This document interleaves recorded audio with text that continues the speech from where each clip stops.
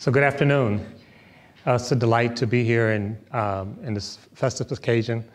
And I also want to thank you for investing in Berkeley, investing in the country, and investing in me.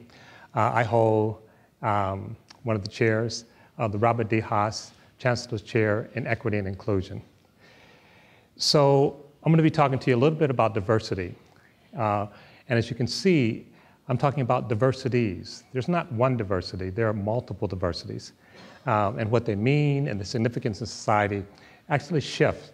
So there's not a singular way of thinking about diversity.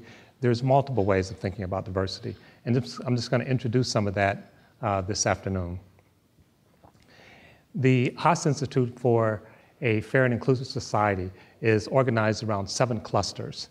And those clusters include looking at issues of lesbian, gay, bisexual, transgendered, looking at race, looking at issues around religion, looking at disabilities. So looking at many different ways in which we understand diversity and understand how diversity actually is played out in each of those clusters.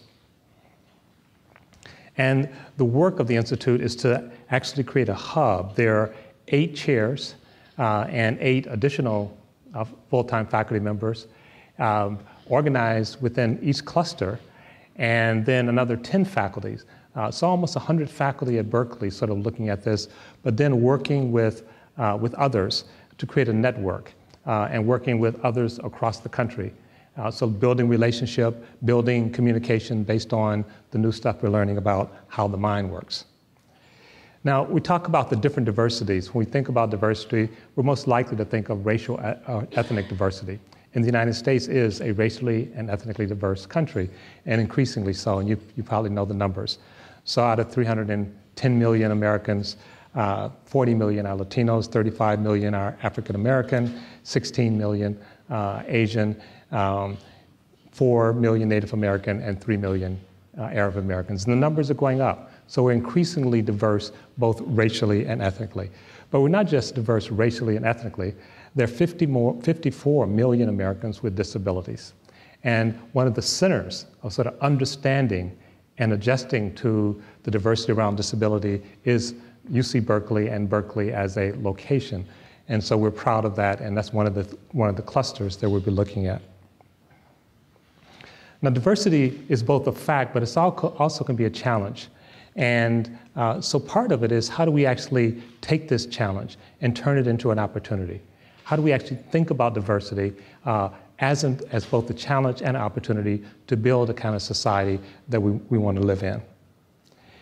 One way, of course, is to understand that diversity is actually quite complex and in some sense counterintuitive. And so you may recognize the yin-yang symbol there. And the reason that symbol is there is that when we think of the other, it's always inside of us. There's no such thing as an other that's not part of us. And so part of diversity, and the famous political philosopher Rawls made the observation that diversity is both an issue or construct between individuals, but also an issue within individuals. That we always are dealing with diversity. There's no such thing as a uniform or homogeneous society. And then, of course, there are limits to diversity. Diversity does some work, but it doesn't do all the work. And so part of the thing is to understand this condition of diversity, what work is doing and what work is not doing. Now, what we're most concerned about is where diversity operates across social cleavages. So you can think of internal diversity doesn't operate across an internal cleavage. You may have diverse views yourselves, but there's no social cleavage that actually separates you from yourself. And so part of the thing that's important is how diversity gets organized in society and the role that social cleavages does around diversity. And we only have to think about race as an example of that. But it's not just race, again, disability, religion, where we actually create institution narratives and understanding around these different diversities. So part of then the studying diversities, if we're going to seize this opportunity, is to address some of the social cleavages. And Robert Putnam, who is one of the great thinkers around the issue of diversity, has basically said a couple of things. One, he argues that diversity is really the great challenge in the 21st century, not just in the United States, but in the world. We all know that by the middle of this century, there will be no racial majority in the United States. Most of us don't realize that by the end of this century, no major city in the world will be majority white, not one. And what Putnam argues is that as you look at diversity and how societies deal with diversity, especially as we think of these social cleavages, it actually can put a tremendous strain on society, but it also is a chance for a wonderful opportunity. So Putnam's vision of dealing with this social cleavage is to build bridges across the cleavages, is to build social capital across these cleavages. And we certainly support Putnam's vision, but we take his vision a step further. So diversity is important, but it's not enough. We have to think about diversity in the context of equity. We have to think about diversity in the context of inclusion. And we have to also think about diversity where it can work and actually eliminate those cleavages. So just thinking of diversity itself doesn't take us to equity, inclusion, and addressing those cleavages. So at Berkeley, this is the work that we're trying to do. We're trying to deepen our understanding of diversity. And again, ground us in the notion that when we understand the other, is deepen our understanding of ourselves. When we don't understand the other or move away from the other, we're also moving away from ourselves.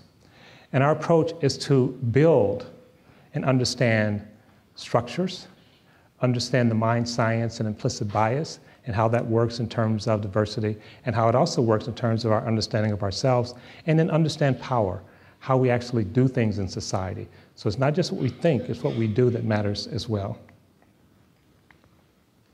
So if you think about an escalator, we're trying to get to the 3rd floor, and some people are literally on an escalator, some people are running up the stairs. The structure matters. And sometimes I actually have an additional slide where I have someone in a wheelchair at the bottom of an escalator or stairs. So the structures matter. It's not that someone builds stairs or an escalator saying, let's leave the man or woman behind in the wheelchair, but our structures actually locate us differently within the system. And so part of the way that we deal with diversity is to say, let's treat everybody the same. But it turns out that doesn't work because we're not all situated the same. We're situated quite differently. So the idea of having universal strategies sound good, but actually doesn't work. The flip side is, okay, let's just have strategies for people who are situated, who are other. That doesn't work either. And so what we advocate is something called targeted universalism. The goal is to get everyone to the 3rd floor. The guy in the wheelchair will need an elevator. It doesn't make him special. His condition is different than the people who can stand on an escalator. So this is actually important. It's important in the context of our country. It's important in the context of this election that we're about to have. It's important to sort of understand that when we talk about race, when we talk about disabilities, we're talking about social location, and we're talking about location in relationship to those complex structures. So we have to look at the structures and look at the work the structures are doing. It's not enough just to look at the person. It's not even enough just to say we're not going to be prejudiced against the person.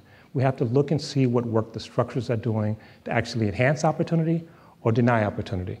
And so diversity turns out to be much more complicated than what we may think of at first blush. And this is the work we're doing at the Haas Institute. And as your moderator suggested, this is an abstract. This is a tease. So some of you may not like being teased. If you don't like being teased, then there's a way of not being teased. I've just written a new book. And yes, this is a plug for my book. And the title of the book is called Racing to Justice. There's actually a book signing, I think, this Wednesday that you're all invited to. But one of the things that's unusual about the book is I talk about race as a practice.